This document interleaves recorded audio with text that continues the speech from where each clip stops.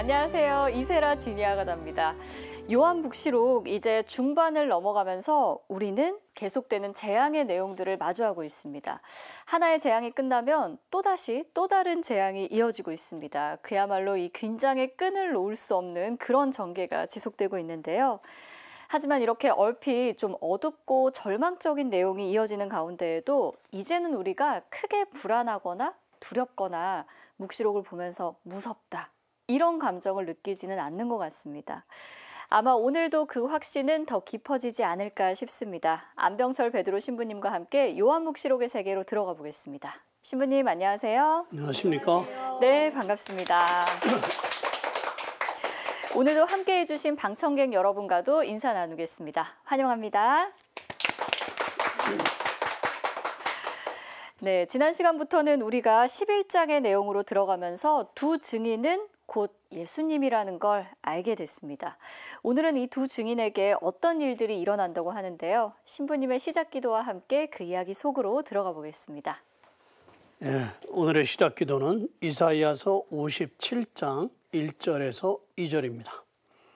성부와 성자와 성령의 이름으로 아멘. 의인이 사라져가도 마음에 두는 자 하나 없다. 알아보는 자 하나 없이 성실한 사람들이 죽어간다.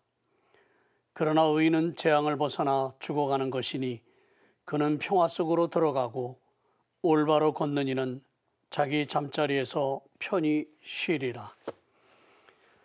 영광이 성부와 성자와 성령께 처음과 같이 이제와 항상 영원히 아멘. 성부와 성자와 성령의 이름으로 아멘.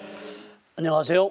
안녕하세요. 네, 11장 두 증인에 관한 이야기를 지난번에 살펴보면서 마지막에 이런 말씀을 드렸습니다. 두 증인은 조금 전에 말씀 들으신 것처럼 바로 예수 그리스도를 지칭합니다. 예수 그리스도 강생하신 나자렛 예수님을 지칭하는 거죠.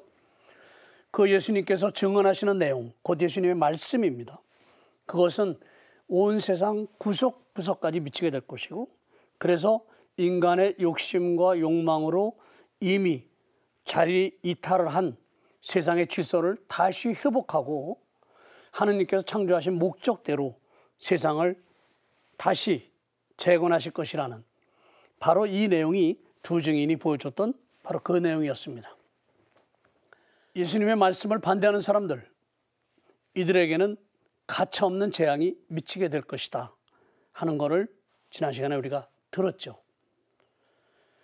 결국 예수님의 말씀은 끊임없이 저항을 받겠지만 결국은 승리하실 것이다라는 것이 묵시록의 기본적인 메시지입니다. 이 11장에서도 두 증인의 내용에 관한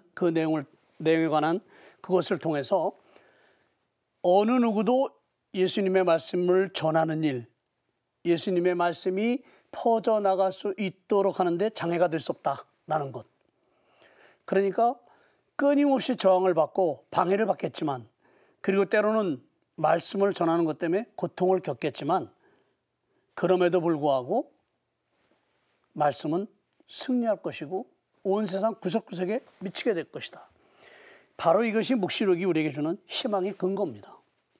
눈앞에 보이는 현실은 절망적이지만, 그리고 지금 우리가 겪고 있는 현실은 그야말로 끊임없는 도전의 그런 순간들을 겪어내야 되지만 결국은 승리할 것이고 말씀은 결실을 맺게 될 것이다.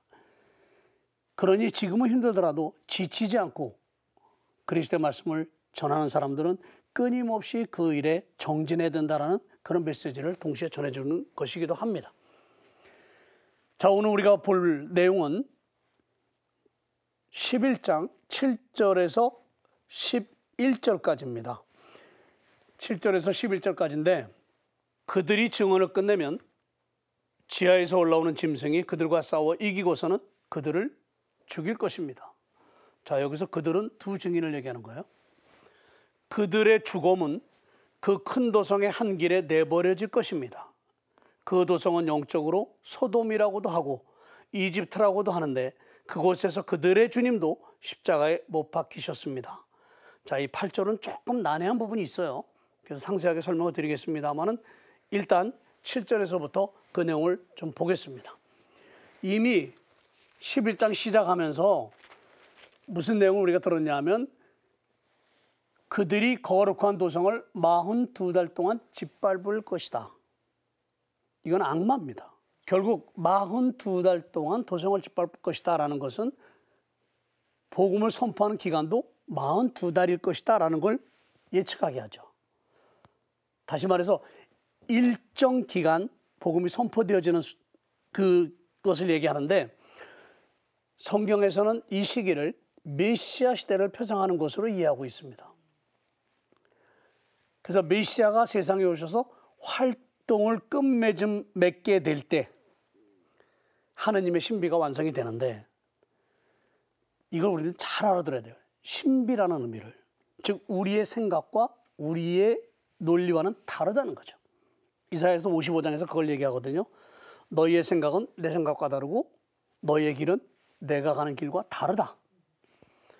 이사야가 이런 말씀을 하는 것처럼 이 신비의 의미도 잘 알아들어야 돼요. 요한복음 19장 28절에서 30절에서 보면 예수님께서 십자가에 달리셔서 숨을 거두십니다. 그러면서 마지막으로 뭐라고 하시느냐? 모든 걸 다 이루었다. 이게 하느님의 신비의 완성입니다. 하느님께서 메시아를 통해서 세상을 완성하시는 데 있어서 아들의 죽음이 그 종착지라고 하는 것은 우리로서는 이해하기 참 어려운 부분이죠. 유다인들이 기다려왔던 메시아는 힘있고 능력 있는 메시아였습니다. 그런데 정작 하느님께서 우리에게 보내주신 예수 그리스도, 그분이 보여주시는 하늘나라의 신비는 죽음으로써 세상을 완성하시는 그런 모습이었다는 점. 그 십자가 위에서 모든 걸 다 이루었다라고 말씀하셔요. 7절에서 바로 증언을 끝내면 지하에서 올라오는 짐승이 그들과 싸워 이기고서는 그들을 죽일 것입니다. 이제 암흑천지가 되는 거죠. 악마가 지배하는 세상이 되는 거죠. 세속 권력이 세상을 좌지우지하는 이런 세상이 되는 거죠. 바로 하느님의 신비는 우리로서는 이해하고 납득하기 어려운 그런 형태로 이루어지고 있다는 거죠. 예수님의 죽음과 동시에 사실 예수님을 죽음에 처형한 유다인 지도자들 뿐만이 아니라 그 당시에 유다인들은 환호했습니다. 자신들이 승리했다고 생각했어요. 자신들의 믿음이 옳았다고 생각했어요. 즉 예수님이 메시아일 수 없다는 것을 확인하고 그래서 그를 하느님을 모독한 자로 몰아서 십자가에 처형한 것이 잘한 것이라고 생각하니까 예수님께 돌아가시는 그 순간 예수님은 모든 것이 다 이루어졌다라고 하셨지만 그 순간부터 놀랍게도 악마가 세상을 지배하는 그런 세상이 펼쳐지게 되는 거죠.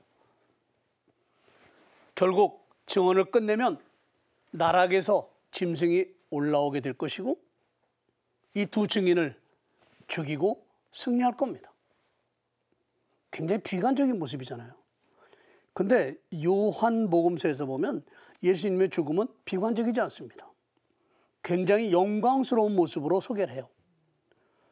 예수님의 죽음은 곧 부활과 승천으로 이어져서 온 세상에 예수님이 주님임을 선포하게 되는 그런 계기로 삼습니다. 그런데 같은 요한계 문헌의 한 부분인 요한묵시록에서는 이렇게 비관적인 모습으로 그려주고 있습니다. 왜냐하면 요한묵시록의 독자들이 실제적으로 혹독한 박해를 앞에 두고 있는 그러한 현실이었기 때문에 그런 사실을 염두에 두고 마치 예수님의 선교 사명이 실패한 것처럼 아주 그런 무거운 분위기를 그대로 견지해 가고 있습니다. 그러니까 사람들의 눈에는 사탄이 승리한 것처럼 보여요. 그렇다고 한다면 사탄의 승리는 얼마 동안 이어질 것인가? 라는 거죠. 자, 그들의 죽음은 큰 도성의 한길에 내버려질 것이고 그 다음에 쭉 이어서 내용이 나옵니다. 이 부분은 자세하게 또 설명을 할 것이고 조금 전에 제가 말씀드렸던 것처럼 그럼 사탄의 승리가 얼마 동안 이어질 것이냐 하는 거죠. 우선 두 증인은 두말할 여지 없이 나자렛 예수님이라는 사실, 두 증인으로 표상되는 예수님은 이렇게 사탄의 공격을 받고 죽음으로 내몰립니다. 그리고 두 증인의 시체는 8절에서 큰 도성의 한 길에 버려질 것이다. 큰 도성의 한 길, 한가운데 버려지게 될 것이다라는 거죠. 죽임을 당한 것도 불행한 일이고 참 그런데 시신마저도 거둘 수 없는 상황이라고 한다면 참 비참한 그런 상황이죠. 예수님께서는 뭐라고 하셨어요? 인자는 머리 둘 곳도 없다 라고 말씀하신 것처럼 바로 그런 모습이 여기 그대로黙示録에서 묘사되고 있습니다. 동양 전승에서 보면 이렇게 시신을 방치해두는 이런 상황은 그 죽은 사람이 모욕당했거나 아니면 중대한 처벌을 받은 죄인이라고 하는 것을 보여주는 그런 표시였습니다. 그렇게 이해를 해왔어요, 동양에서는. 사실상 유다인 사회 안에서 예수님의 십자가 처형이라고 하는 것은 그야말로 중대한 하나의 걸림돌을 제거한 것이었거든요. 하나님께 나아가는 데 있어서 율법이 최고였었는데 그 율법의 무용성을 주장한 예수님을 제거한다고 하는 것은 막힌 길을 트는 거거든요. 유다인들은 그런 생각을 했었어요. 그래서 그 시신을 이렇게 도성의 한 길에 내버렸다고 하는 것, 결국 그 시신인 예수님은 중대한 처벌을 받은 그런 사람이었다라는 거죠. 그런데 여기서 보면 큰 도성이라는 표현을 쓰고 있어요. 묵시록 시대의 큰 도성이라고 얘기하면 바빌론, 로마를 지칭합니다. 바빌론은 이스라엘을 폐망시킨 나라예요.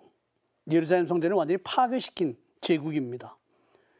그리고 예수님 시대에 와서는 바로 예루살렘 성전을 또 파괴시킨 그 나라가 바로 로마죠. 그러니까 바빌론, 로마는 다 예루살렘 성전을 초토화시키고 파괴시킨 국가들입니다. 그래서 그 국가들을 큰 도성이라고 이렇게 불러왔습니다. 때로는 대바빌론이라는 그런 표현을 쓰기도 합니다. 사흘반이 지난 뒤에 하느님에게서 생명의 숨이 나와 그들에게 들어가니 그들이 죄발로 일어났습니다. 11절에 그렇게 얘기하고 있어요. 사흘 반 동안 큰 도성의 한 길에 버려져 있었던 거죠. 사람들이 충격을 받았어요. 바로 나오죠. 그들을 쳐다본 사람들은 큰 두려움에 사로잡혔다. 자, 큰 도성의 한 길에 내버려졌던 시신이 사라진 거예요. 그러니까 사람들이 놀랄 수밖에. 똑같은 현상이 어디서 보여지느냐? 요한복음서. 예수님이 부활 사건을 설명할 때 다른 복음서와 달리 제일 먼저 뭘 소개하냐? 빈 무덤을 소개합니다. 시신이 있어야 될 곳에 시신이 없었다는 사실. 이걸로서 부활을 얘기합니다. 마리아 막달레나로부터 전가를 받은 베드로와 요한이 달려가서 무덤 속에 들어가 보니 예수님의 시신은 거기 없었다. 그러니까 그 요한복음에서 빈 무덤에 관한 이야기로 부활을 이야기하는 것처럼 여기서는 사흘반이라고 하는 이 표현을 쓰고 또 큰 길에 버려졌던 시신이 사흘반 뒤에 사라졌다는 이 표현을 통해서 사상적인 그 맥을 같이 하고 있는 거죠.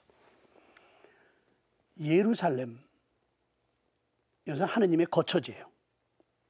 거기 지성소가 있었고 계약의 궤가 있었어요. 그것은 하느님 현존의 구체적인 표지였어요.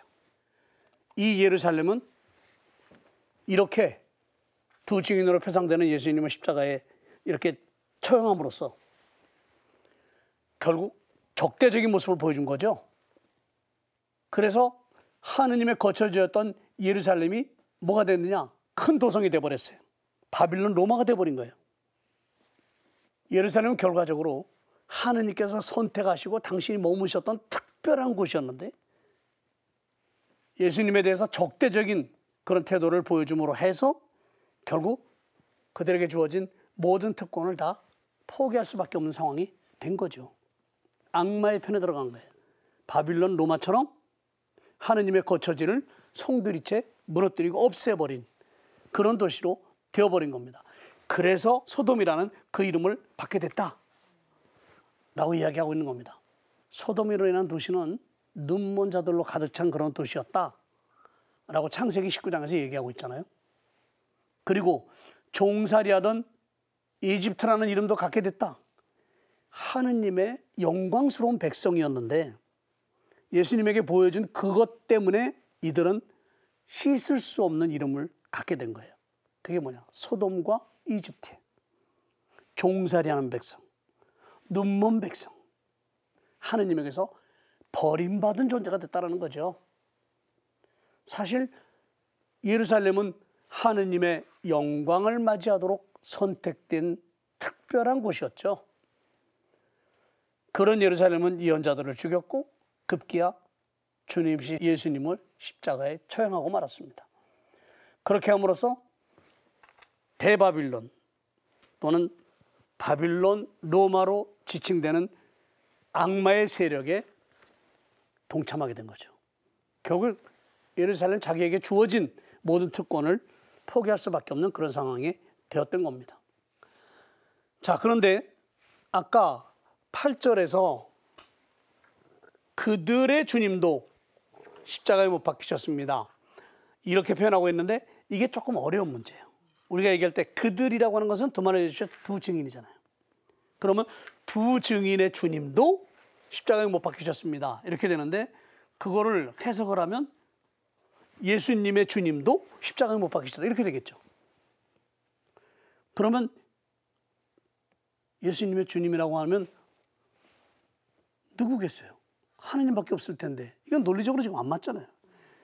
굉장히 좀 어려운 부분입니다. 이걸 어떻게 우리가 이해를 해야 될 것이냐 하는 겁니다. 근데 묵시록에서 보면 악마는 짐승으로 지칭하기도 하고 거짓 예언자로 지칭하기도 합니다. 그러니까 악마라는 존재는 하나예요. 그런데 표현하는 데 있어서 짐승이라고도 하고 거짓 예언자라고도 해요. 그러니까 거짓 예언자도 악마이고 짐승도 악마입니다. 자, 이걸 이야기해서 11장 8절을 보면 그들의 주님도 십자가에 못 박혔습니다. 바로 뒤이어서 땅의 주민들은 죽은 그들 때문에 기뻐하고 즐거워하며 모든 선물을 보낼 것입니다. 두 예언자가 땅의 주인들을 괴롭혔기 때문입니다. 다시 말해서 악마를 지칭할 때도 두 개의 표현을 동시에 쓰는 것처럼 여기도 마찬가지예요. 그들의 주님이라는 표현은 두 증인의 죽음을 주님으로서가 아니고 11장 9절에서부터 그 모습을 드러내기 시작한 모든 백성과 종족과 언어와 민족에 속한 사람들, 이들의 주님이면서 또한 동시에 누구예요? 예루살렘의 주님이죠. 그러니까 그들의 주님이라고 8절에서 얘기한 것은 주님의 두 모습을 동시에 표현하는 거예요.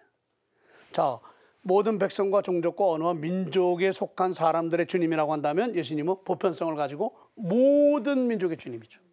그런가 하면 하느님께서 당신 구원을 이루기 위해서 선택한, 그리고 당시 거처하기 위해서 선택한 예루살렘, 그 백성의 또한 주님이라는 거죠.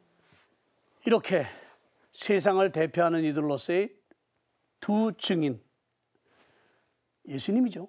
그 죽음을 확인해 주는 겁니다. 왜냐하면 이 사람들이 사흘 반 동안 그들의 죽음을 바라보면서, 그러니까 죽음의 요즘 말로 팩트죠. 두 증인이 죽었다는 걸 확인해 준 사람이 누구예요? 세상 사람들이 확실하게 죽으셨다는 거. 그런데 그 죽어서 큰 길가에 버려졌던 기간이 얼마예요? 사흘 반이에요. 짧은 기간, 상대적으로 짧은 거죠.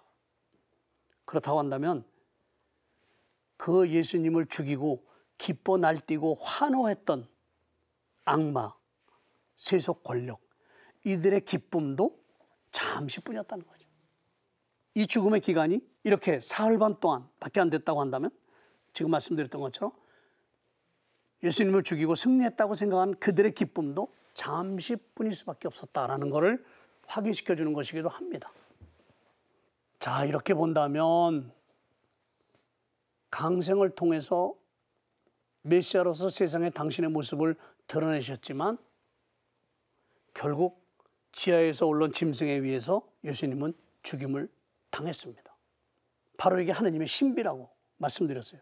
십자가 위에서 다 이뤘다라고 말씀하신 것처럼 증인이신 예수님은 이렇게 죽으셨지만 사흘 만에 다시 사심으로써 새로운 시대가 열립니다. 예수님을 죽음으로 내몰았던 사람들이 기뻐하고 환호했던 그 시간도 사흘 만에 그치고 말았던 거예요. 그리고 나서 이제 새로운 시대가 개막이 됩니다. 바로 그것은 무엇을 통해서 우리가 확인해 볼 수 있느냐 하면 여기서 기쁨을 나눈다 이렇게 얘기하는데 느헤미야서에서 보면 에스라가 율법을 전해준 다음에 몫을 나누어 주었다라고 표현하고 있어요. 근데 이 히브리 말로 몫이라고 하는 표현은 선물이기도 해요. 같은 의미입니다. 그래서 여기서 지금 표현하고 있는 것처럼 우리가 여기서 알아들어야 될 것은 뭐냐 하면 이렇게 선물을 그냥 몫을 나누어 갖게 했던 그때가 언제냐 하면 티슈리달이라고 그래요. 유다교 유다인들의 원력으로 보면 즉 가을이 시작되는 새로운 해입니다. 그러니까 한 해를 가을에 시작을 해요. 지금 우리는 1월부터 12월까지 이렇게 있어가지고 1년을 시작을 하지만 유다인들의 원력은 조금 달라요. 그래서 티슈리달 첫째 날, 가을이 시작되는 새로운 해 첫날, 바로 예루살렘을 배경으로 해서 느헤미야가 바로 에스라의 그런 이야기를 우리에게 전해주고 있는 거거든요. 그러니까 새로운 해가 그때 시작되는 것이다. 즉 예수님을 죽음으로 내몰았고 승리했다고 생각한 그 순간이 새롭게 역사의 장을 여는 그런 시간이라는 것을 묵시록은 이야기합니다. 왜냐? 사흘 반이 지난 뒤에 하느님께서 생명의 숨이 나와 그들에게 들어가니 그들이 제 발로 일어섰다. 부활에 대한 표현이잖아요. 이렇게 사흘 반이 지난 후 생명을 되찾게 된 두 증인. 이 모습은 에제키엘서 37장을 연상하게 합니다. 바싹 말라버린 뼈, 이 뼈들에게 하느님께서 생명의 혼을 불어넣어 주셔요. 그래서 말라 비틀어진 뼈가 다시 생명을 얻게 됩니다. 되찾게 되는 거죠. 그런 환시예요. 바로 이 에제키엘서의 말라 비틀어진 뼈에 대한 환시의 내용은 이스라엘 백성들에게 절망하지 말고 하느님께서 함께 계시니 그리고 반드시 이끌어 주실 것이니 희망을 가지고 회개하고 하느님의 길에 들어서라고 촉구하기 위해서 희망의 메시지를 전달해 주는 겁니다. 그때에 말라 비틀어진 뼈에게 생명을 불어넣어주는 환시를 이렇게 에제키엘이 보고 백성들에게 전해주면서 희망을 준 거죠. 그러니까 하느님께서 생명의 숨길을 불어넣어주기 위해서 개입하시는 이런 모습, 이것은 하느님을 믿고 그리스도를 믿는 신앙 때문에 박해를 받고 목숨을 내놓을 수밖에 없었던 순교자들에게 그것이 패배가 아니다, 실패하는 것이 아니다 라는 걸 확인시켜주는 거예요. 확신을 갖게 하는 거예요. 그래서 여기서 쓰고 있는 생명의 숨이 나와 라고 하는 이런 표현들, 그리고 일어섰다라는 표현, 이건 에ze키엘에서 말라 비틀어진 뼈에 대한 환시 내용 속에 사용됐던 표현들이거든요. 그 표현을 묵시록 저자가 그대로 갖다 쓰는 거예요. 바로 그리스도의 부활을 지칭하기 위해서 쓰고 있는 표현이죠.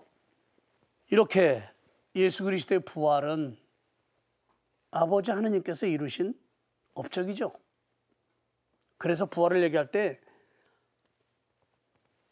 하느님께서 그분을 죽음으로부터 일으켜 세우셨다. 구원의 역사는 항상 하느님이 주체입니다. 우리가 신약에 들어오면 마치 하느님은 뒤로 물러서고 예수 그리스도 그분이 혼자 다 하시는 것처럼 생각하는데, 우리가 잘 아는 것은 삼일체 하느님이잖아요. 그런데 실제적으로 창조주로서 구원자로서의 하느님은 늘 출발점에 자리하고 있어요. 그래서 당신 아들 예수님의 부활도 죽음으로부터 일으켜 세우셨다라는 표현을 통해서 하느님이 주도하신 사건임을 분명하게 하고 있습니다. 십자가에 처형되셔서 죽으신 당신의 아들을 당신 곁에 두기 위해서 하느님께서 일으켜 세우셨어요.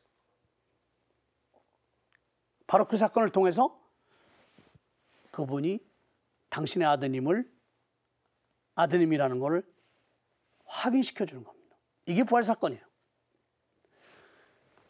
그리고 나서 그들을 쳐다본 사람들은 큰 두려움에 사로잡혔다. 사도행전에서 보면 예수님께서 승천하실 때 제자들이 하늘로 올라가시는 예수님을 쳐다봤어요. 이거는 엘리야의 승천에서부터 영향을 받아가지고 신약성경의 전승들이 승천 사건을 그런 식으로 우리에게 설명을 하고 또 알려줍니다. 즉 예수님의 현양과 승천, 이건 부활로 비롯된 결과들입니다. 이 모든 특징들이 이 안에 다 담겨져 있습니다. 그런데 예수님께서 강생하셔서 우리와 더불어 함께 하시기 위해서, 인간들과 함께 하기 위해서 세상에 오셨지만 결국 비참한 죽음으로써 생을 마감하셨어요.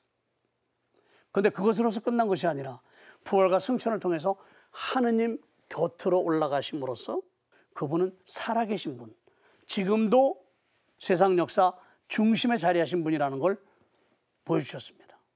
이렇게 현양 승천 사건이 펼쳐졌던 이런 예루살렘, 여기에서는 지진과 혼동 상태가 빚어졌다. 이건 마태복음에 나오는 얘기예요.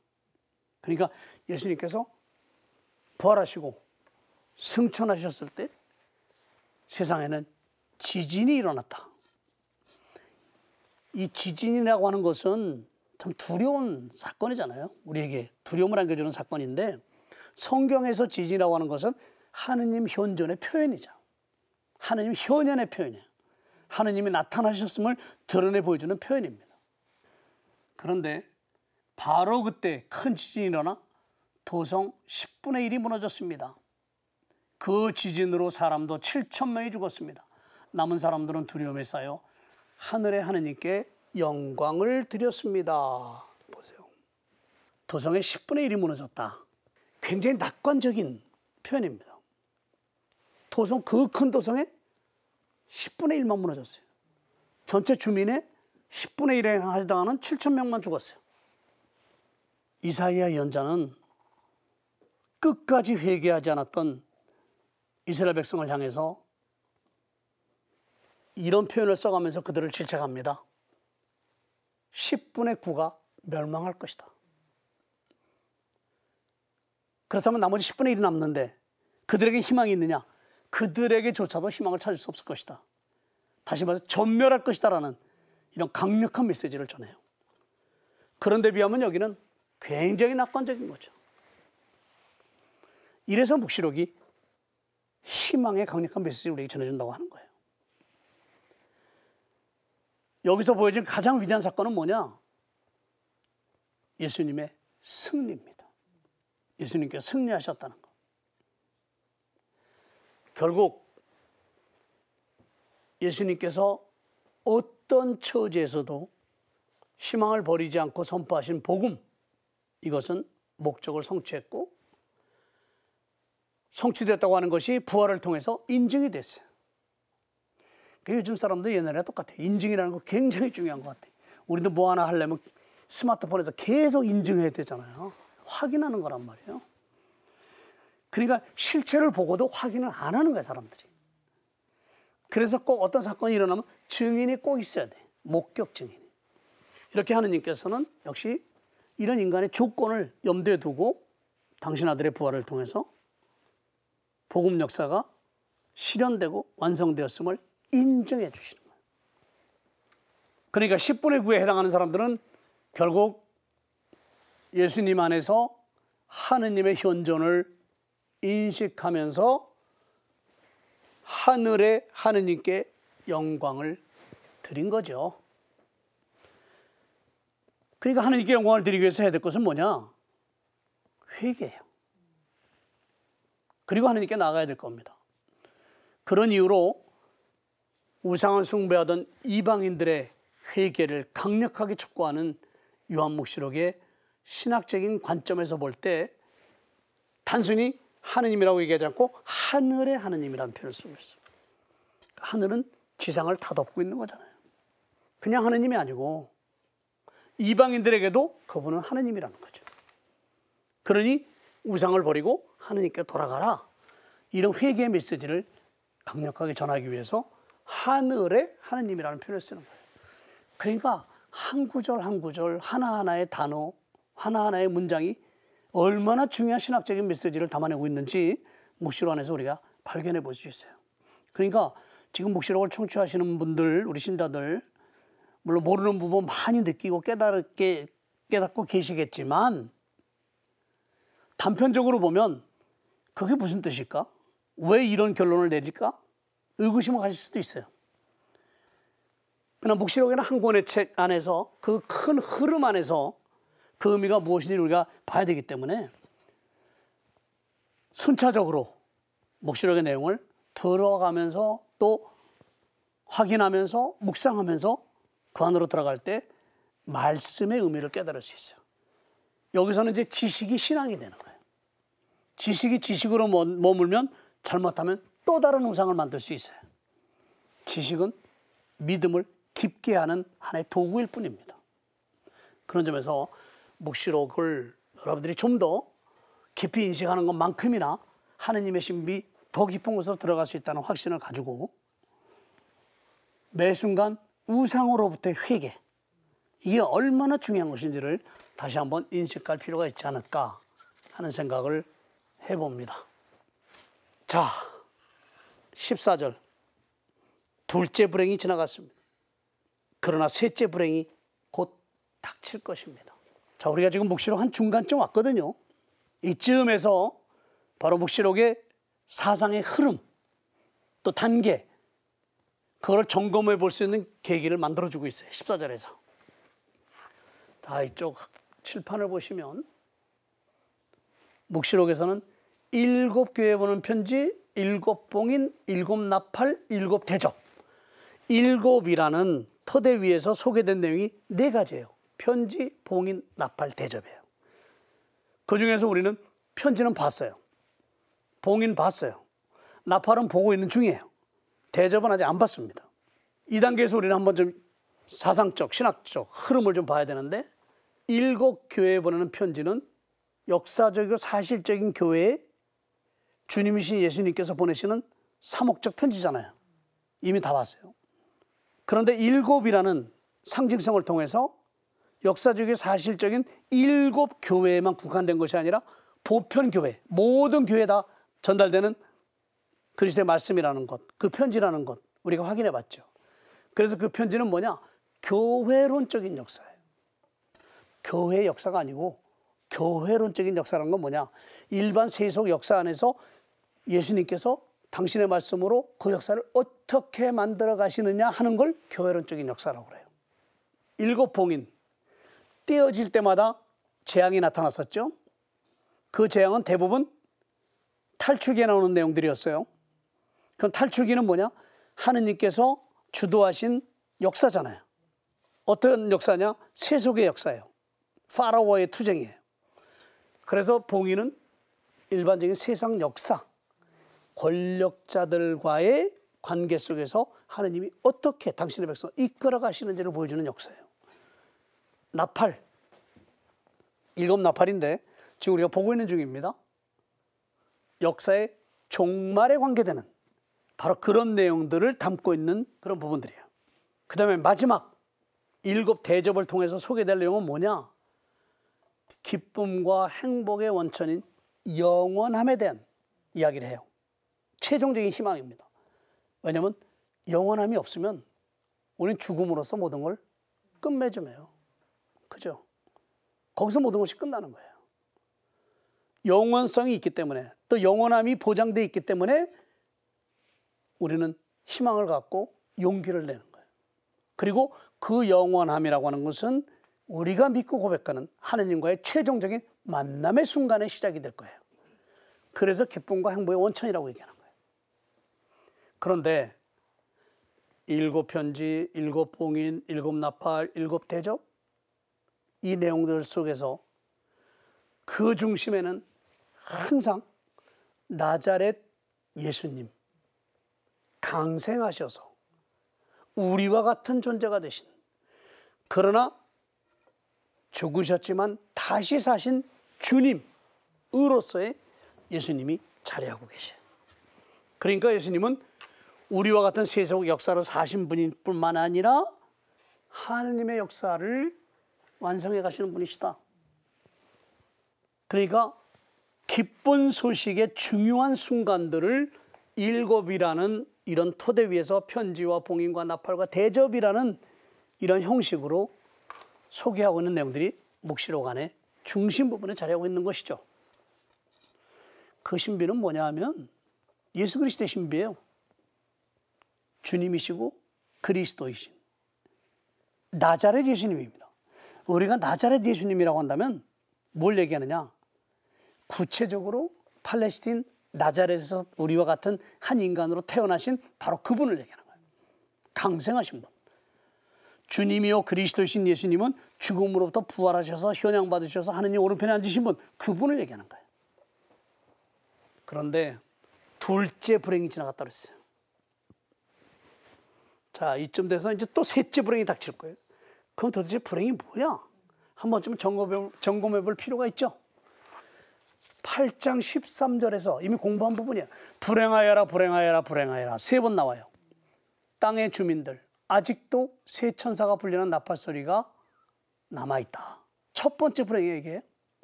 3번에 걸쳐서 불행을 예고한 8장 13절에서 예고를 했는데 그것은 어디서 나오느냐? 5번째, 6번째, 7번째 나팔 소리가 날 때 그 안에 다 내용이 담겨져 있었습니다. 이게 불행한 내용들이었어요. 묵시록 저자는 5번째 나팔 소리 이후에 3번째 불행이 지나갔다. 9장 12절에 나와요. 그러면서 아직도 2가지 불행이 더 닥칠 것이다 라고 예고를 하고 있습니다. 그리고 나서 이제 6번째 나팔이 나오거든요. 9장 13절에 위해서. 그것 역시 첫 번째 불행과의 관계 속에서 진전된 형태로 소개가 됩니다. 이게 둘째 불행이에요. 11장 14절에서. 3번째 불행은 뭐냐? 아직 언급이 안 되고 있어요. 8장 14절에서 예고한 3번의 불행 예고. 이거 프로그램을 염두에 둔다고 한다면 7번째 나팔에서 3번째 불행이 나와야 되지 않겠느냐라고 추측해 볼 수 있는데 7번째 나팔이 울려 퍼졌을 때 나온 내용들은 불행 예고가 아니라 완전히 다른 내용입니다. 7번째 나팔 소리와 함께 나타난 내용들은 새로운 불행을 예고하는 것이 아니고 은총에 대한 감사의 찬미가입니다. 전혀 다른 내용이에요. 이렇게 하느님께서는 죄로 인해서 혼동 상태에 빠져든 피조물 세계가 질서와 조화를 되찾도록 강구하는 성도들의 기도를 들으시고 당신의 특권을 내려놓으심과 동시에 이게 바로 강생이죠. 왜곡된 형태로 바뀐 세상의 질서를 다시 세울 수 있는 방법이 무엇인가 하는 것을 사람들에게 가르치고 보여주시기로 결정하신 거죠. 이게 바로 구원 역사 안으로의 하느님의 개입이에요. 이렇게 하느님의 개입이 구원 역사 안에서 구체적으로 이루어지게 되니까 창조된 세상은 엄청난 소용돌이 속에 휘말리게 되는 겁니다. 바로 첫 번째에서 4번째에 이르는 나팔, 역사의 종말, 나팔 소리 울려 퍼질 때마다 나왔던 비극적인 이런 파국으로 이어지는 예고 내용들. 그러나 그것은 세상이 이렇게 비관적으로 끝나게 될 것이다라는 걸 예고하는데 그친 것이 아니고 그런 걸 통해서 하느님께서 엄청난 구원 계획을 가지고 계시다는 걸 보여주는 거죠. 그러니까 이미 하느님께서 창조하신 세상은 인간에 의해서 왜곡되고 변형됐어요. 이거를 다시 세우려니까 방법이 없는 거예요. 물론 당신이 힘이 없어서가 아니에요. 말씀 한마디면 다 할 수 있어요. 근데 할 수 없는 거예요, 하느님은. 왜 할 수 없느냐? 세상을 다스리라고 인간에게 권한을 주셨기 때문에. 이제 세상은 인간이 자지우지하는 거예요. 한 번 주신 권한을 뺏을 수 있는 게 아니에요. 그럼 하느님이 아니잖아요. 그걸 바꿀 수 있는 건 인간이 변화돼야 되는데 변화가 안 돼요. 왜? 인간은 자기가 만들어 놓은 왜곡된 질서에 만족해하고 그 질서를 계속 가져가려고 하는 그런 것으로 인해서 하느님이 창조하신 본래 세상은 제 모습을 찾기가 어렵게 된 거예요. 그러니까 하느님이 직접 세상 안으로 들어오기로 결정하시고 당신의 외아드님을 우리에게 보내신 거죠.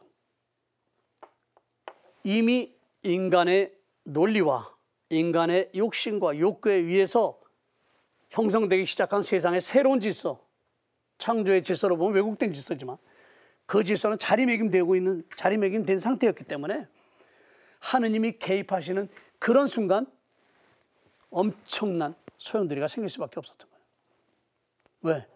인간은 기득권을 지키려고 하고 하느님은 변화시키려고 하고. 근데 기득권을 지키려고 하는 인간의 권력과 힘은 하느님의 개입으로 보여진 예수님의 현존의 힘보다는 훨씬 현실적이고 강했던 거죠. 그래서 우리가 본 것처럼 십자가에 예수님을 처형한 겁니다. 죽여버린 거죠. 그리고 인간은 자신들이 승리했다고 생각을 하는 거예요. 그러나 사탄은 이렇게 하느님의 개입이 있는 첫 순간부터 자신이 위협받고 있음을 절실하게 느낍니다. 죄라고 하는 것은 사탄의 활동을 통해서 드러난 결과죠. 그럼 그 죄가 사라진다고 하면 과연 무슨 일이 일어날 것인가?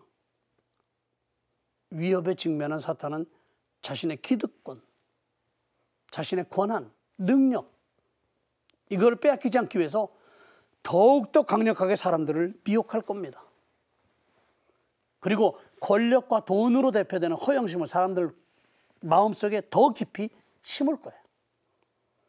그걸 위해서 온 힘을 쏟을 겁니다. 그게 5번째 나팔을 통해서 보여준 메뚜기 떼 사건이 바로 그거예요. 그래서 첫 번째 불행이 일어나게 됐던 거죠. 이런 악마의 집요한 공격에 과연 누가 맞설 수 있겠느냐? 자, 하느님의 개입을 막기 위해서는 과연 어떤 힘이 있어야 되겠느냐? 어느 누구도 하느님의 개입을 막을 수 없어요, 사실은. 그러니까 악마는 더 강렬하게 자기가 할 수 있는 모든 걸 다 동원해서 하느님의 개입을 인간이 받아들이지 못하도록 하는 겁니다. 왜냐하면 인간이 변하지 않으면 하느님의 개입은 의미가 없거든요. 하느님이 개입하셔서 말씀으로 아니면 행위로 모든 걸 바꿔놓을 수 있는 게 아니기 때문에 하느님의 현존, 하느님의 개입, 예수 그리스도의 강생, 그리고 예수 그리스도의 말씀, 이것이 사람들을 변화시켜서 회개하게 함으로써 세상을 변화시켜 나가고 하느님의 질서를 회복해 나가는 거지 하느님이 하시는 게 아니거든요. 하느님은 강제화할 수 없는 거예요. 그러니까 그 인간들이 하느님에게서 더 멀어지도록 말씀을 더 멀리하도록 가진 방법을 동원해서 인간을 미혹하는 거죠. 결국 진정한 전투는 뭐냐? 하느님과 우상과의 싸움이에요.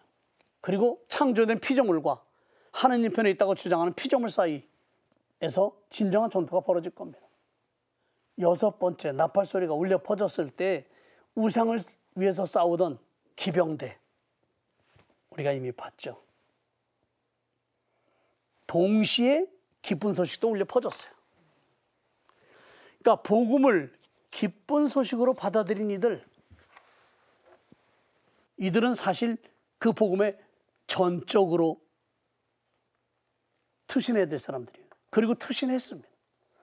투신했던 사람들이 세속의 권력에 또 다른 희생물이 됐던 거죠. 이게 순교자예요. 하느님께서는 당신 아들 나자렛 예수님을 다시 이렇게 세우심으로써 인증해 주셨던 것처럼 복음을 믿고 증언하고 살았던 사람들, 이들도 인증해 주실 거예요. 순교자들은 패배자가 아니라 승리자입니다.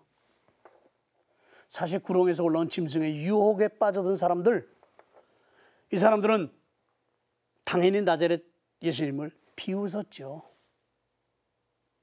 예수님을 죽여버리고는 자신들이 승리했다고 자만에 빠졌던 그런 사람들이었습니다. 세상은 예수님을 믿는 사람들을 비웃거나 조롱할 수도 있고, 더 나아가서는 그들이 가진 힘으로 예수님을 증언하는 사람들 학대할 수 있고, 또 교회들이 망하도록 나름의 힘을 가할 수 있었어요. 그런데 우리가 본 것처럼 교회들은 성전을 측량하라는 이런 내용을 통해서 하느님께서 보호해 주시는 성전의 거룩한 장소에 머물게 될 것이라는 것, 이런 보장을 받고 있어요. 그러니까 하느님은 지켜주신다는 거죠. 하느님이 지켜주신다는 이 확신, 이것이 세상에서 당당하게 복음을 증거하며 살아갈 수 있게 해주는 유일한 희망의 보루입니다. 자, 7번째 나팔 소리가 이제 울려 퍼질 텐데, 바로 그 소리는 근본적인 문제에 대한 정확한 답을 전해줄 겁니다. 즉 사흘반이 지난 뒤에 하느님의 생명의 숨이 나와 그들에게 들어가니 그들이 제 발로 일어섰습니다. 그리고 그들을 쳐다본 사람들은 두려움에 휩싸였습니다. 과연 그들을 두려움에 휩싸이게 한 그 사람은 누구였겠느냐? 바로 예수님이죠. 예수님의 강생사건. 결국 예수님의 강생사건과 더불어 세상과 하느님과의 격렬한 전투가 시작됩니다. 사탄과 임마누엘이 함께 공존하는 세상, 이게 예수님의 강생과 더불어 구체화된 우리의 세상입니다. 오늘 우리가 사는 이 세상은 사탄과 그리스도가 공존하는 세상입니다. 선택은 우리의 몫일 겁니다. 그 몫에 따라서 세상은 모습을 달리하고 또 모양을 달리해갈 겁니다. 우리는 어떤 길을 가야 될 것인지, 이게 회개의 출발점이 될 겁니다. 네, 오늘도 열정 가득한 강의를 해주신 신부님께 큰 박수 부탁드립니다. 감사합니다. 네, 마지막 말씀이 굉장히 인상 깊습니다. 우시는 거예요? 어떡해. 네, 굉장히 인상 깊습니다. 오늘 우리가 사는 이 세상은 사탄과 그리스도가 공존하는 세상이고, 또 그 세상을 하느님께서 우리에게 위임해 주셨다는 말씀까지 하셨습니다. 그 권한을 다시 가져가지 않으시기 때문에 이제 세상을 어떻게 살아가고 어떻게 만들어갈지는 온전히 우리에게 달려있는 것 같습니다. 어떤 선택을 할지 우리 묵시록 강의를 들으면서 한 번 더 생각을 발전시켜 볼 수 있을 것 같습니다. 이제 여러분, 어느덧 7째 나팔, 곧 마지막 나팔 울려 퍼질 일만 남았습니다. 여기에는 어떤 하느님의 신비가 숨겨져 있을지 또 다음 시간에 이어서 들어보도록 하겠습니다. 신부님의 마침 기도로 오늘 이 시간 인사드리겠습니다. 네, 마침 기도 함께 하겠습니다. 성부와 성자와 성령의 이름으로 아멘. 미사가 끝났으니 가서 복음을 전하십시오라는 말씀으로 우리는 매일 세상에 파견되는 그리스도인들입니다. 우리가 누구인지, 어떻게 살아야 하는지 모르지 않지만 인식한 대로 살아내야 하는 일상이 단연코 녹록하지 않음을 주님께서는 잘 아십니다. 그 옛날 주님께서 사람이 되셔 사셨던 그때의 삶이나 지금 저희의 삶이 크게 다르지 않으니까요. 그러니 주님께서 저희의 처지를 얼마나 잘 아시겠습니까? 복음을 전하는 삶의 무게가 얼마나 무겁고 고통스럽고 힘든지, 나아가 복음적인 삶에 대한 저항이나 위협이 얼마나 현실적이고 실질적인지, 그리고 복음을 비웃으며 주님을 믿는 삶 자체를 쓸데없는 사치나 쓰레기처럼 간주하려는 악의 세력들이 얼마나 집요하고 치밀하게 복음을 방해하는지를 온몸으로 체험하며 살아야만 했던 시간들이 지금도 계속되고 있음에 더 큰 두려움과 위협을 느끼고 있음을 고백합니다. 가공할 만한 악의 잠재력 세력들이 모든 영역에서 호시탐탐 신앙인들의 삶을 노리고 있습니다. 신앙인 우리들 가운데서도 믿음을 살아가는 것 자체도 너무나 견디기 어려워 스스로 포기하려는 사람들도 있고, 때로는 모든 것을 포기하고 싶을 정도로 믿음 때문에 상처받고 초죽음의 상태로 내몰린 사람들도 있고, 믿음과 현실 사이에서 선택을 강요받는 절박한 상태에 직면한 사람들도 있을 만큼 악의 세력들은 때로는 달콤하게, 때로는 거칠게 우리 신앙인들을 몰아세우고 있는 게 오늘의 현실이 아닌가 싶어 슬퍼지기도 합니다.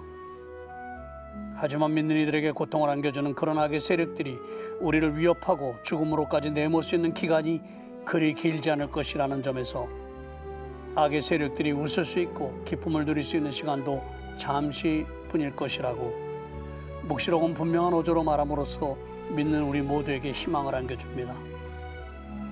세상은 임마누엘이신 주님과 악의 세력인 사탄이 공존하는 공간임을 깊이 인식함으로써 어떤 경우에도 복음을 살고 전하는 삶이 패배하지 않을 것임을 깨닫고 용기 있게 살아가도록 힘과 용기를 건네주시는 묵시록의 주님께 찬미와 감사를 드립니다. 아멘. 성부와 성자와 성령의 이름으로 아멘. 감사합니다.